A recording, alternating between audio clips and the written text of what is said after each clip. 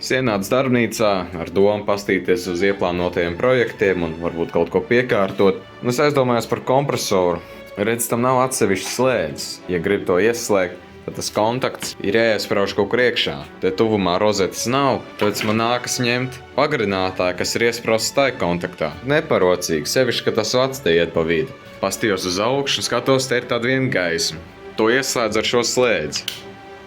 Un reāli man tā gaisma nav vajadzīga. Līdz ar to man ir ideja pārvirzīt strāvu no gaismas uz kompresoru, tā lai to var ļoti ērti izslēgt ar slēdzi. Vispirms jāatrubī strāva.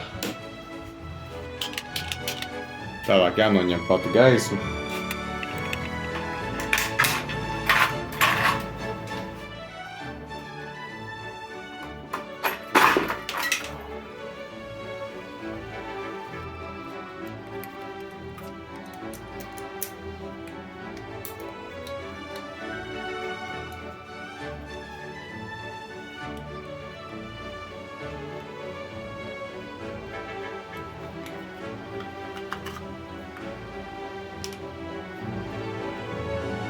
Tagad es varu iespraust kontaktu.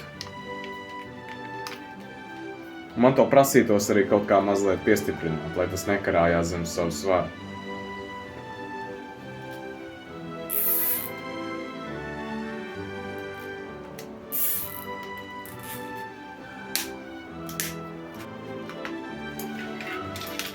Bum! Tagad var atkal ieslēgt strāvu un palaist.